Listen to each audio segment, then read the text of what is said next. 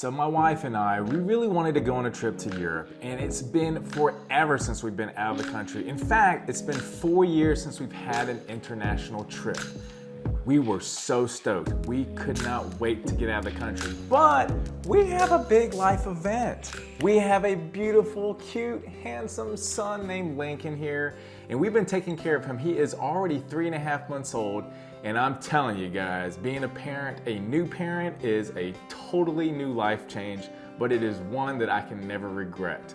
But because we've been doing this for the last 3.5 months, we thought to ourselves, we need some kind of reprieve, vacation, something where we can relax and get a hard reset. Well, we decided to go to Europe.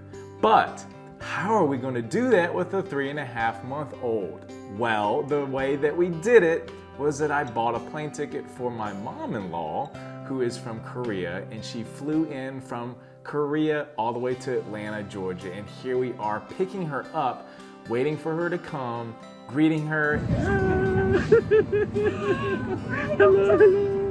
And then we went back home, and there is when she was able to take care of Lincoln. My son is good. So wait, what son do you mean? She says grandson. Okay, great. We didn't have to wait for a suitcase. 3 days later, after she was able to adjust a little bit from the jet lag and know what to do to feed our baby Lincoln and help him change his diapers and so on and so forth, we finally decided, okay, we feel good about leaving on our trip to Europe. We went on the plane, we flew to Europe, and guys, this was a journey of a lifetime. Me and Johnny, we're about to go to Europe. We got a transfer flight to JFK Airport in New York because flight tickets are so expensive now. So we have to get a one-stop transfer. And then we're heading to Zurich, Switzerland. So we're here in the Atlanta airport. You can see all those cars over there. This is the busiest airport in the world. Did you know that? Anyway, we're here about an hour and a half from our flight. Yeah, we thought the security was going to take a long time, but yeah, it's pretty efficient here.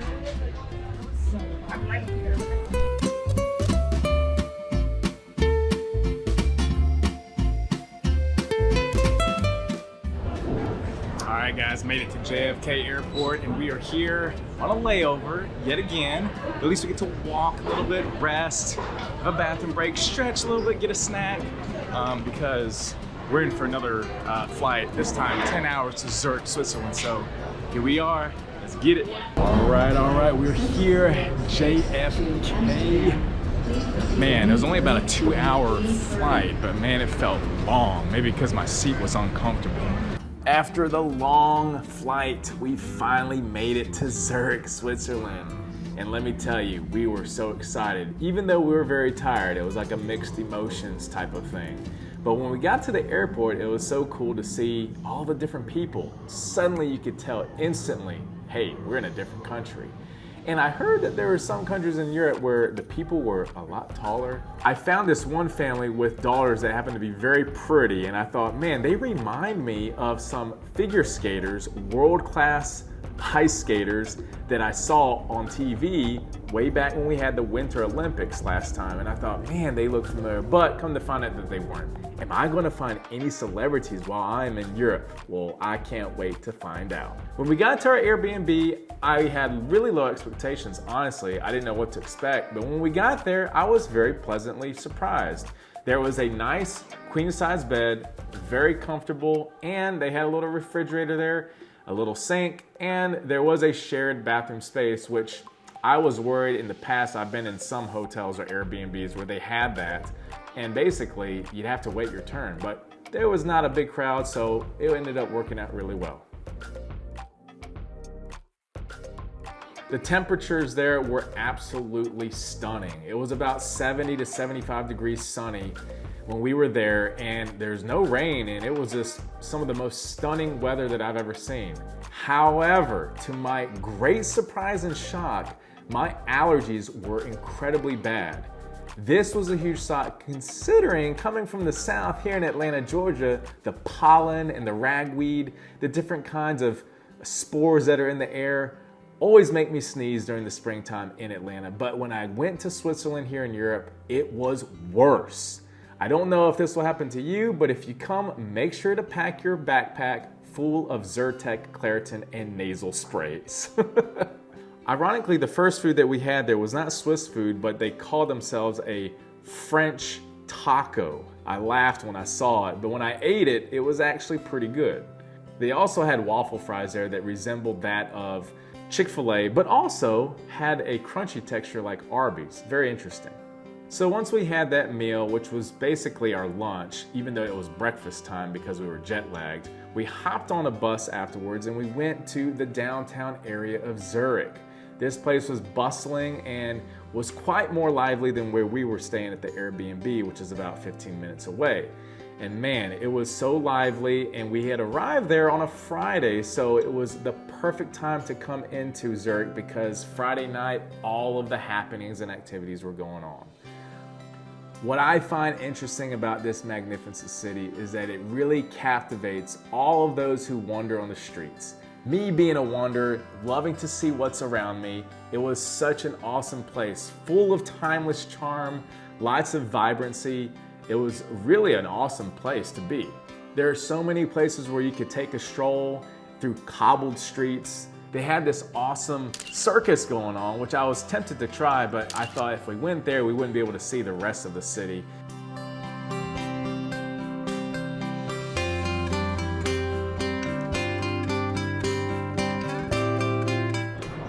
Okie dokie, we are here in Zurich, Switzerland. Yeah, we're here in the old town area. We're taking a look at all of the cool shops. Yes, everybody's out dining. It's a Friday night. Weather's about 70, so it's like perfect prime time weather for all of this fine dining outside. So very cool, catching all the vibes. Got the river here. We'll keep looking. I will say the biggest surprise to me that made me happy and put a smile on my face was their ice cream. It was incredible. It's hard to even explain the ice cream. It's like a kind of combination of frozen yogurt and regular ice cream. It has a soft texture and it's so sweet. The delicacy is just out of this world good. You must try the ice cream. It's in Switzerland. So you know I have to talk about observations, right? Well, some of the things that I noticed right off the bat when I got there was really how the people dressed. They're quite stylish, and their type of clothing was really different from what I'm used to here in the South in Atlanta, Georgia. Not only that, what I also found fascinating, comparing to the other place that I lived in my life, which was Seoul, South Korea, is that not only were they stylish, but they also had their own unique type of clothing. That is, they didn't all copy each other. Everybody was stylish in their own way. The other thing that I noticed definitely right off the bat is how expensive Switzerland is. It was astonishing when I found that a Starbucks Americano, which typically is about $4 for a Grande Americano in the States, ran about $7. Come to find out later that if you want to buy coffee in Switzerland, it's considered the most expensive place in the world to get a cup of coffee. We also bought lunch, and for two of us, it cost us $75 after you do the exchange rate from Swiss francs to US dollars. Also, since we were walking a lot, at a certain point in time, I had to go to the bathroom, and I found out quickly that it was hard to find a bathroom. And in a lot of places, if you had to go use the restroom, you actually had to pay some money to use. Now, having said that, Zurich was a great start to this trip, and it was great to see how there's just so much walkability around the city in Old Town. And there's busking, people were playing lively music, people were dancing to the music. Nobody judged each other. It just seemed like it was a very relaxed city, at the same time active, if I may say. Another thing I noticed is that a lot of places closed early. For example, clothes and jewelry stores, they closed their signs saying 6:30 p.m. And many other places had already closed at 5 p.m. So by the time we left our Airbnb to go check out the festivities on a Friday night, a lot of the places were already closed. It made me think like, hey, we're here to work hard during the day and then relax and spend our time freely with our families or by ourselves. In a lot of ways, I thought America was like that, and it still is, but Switzerland really showed that they honored and respected their time off, and that is something that I really liked. So as the night went on and it started to get dark and we finally headed back to our Airbnb, I thought to myself, man, if this is the way this trip's gonna be, I cannot wait to see what the next city has to offer. We decided to go and embarked on a tour around 4 different cities in Switzerland in a matter of 4 days. 1 city per day, and Zurich was the first, followed by Bern. So, if you want to check out the next video of what our journey was like in Bern, Switzerland, then you definitely need to check it out. Don't forget to subscribe, and I'll catch you on that next video.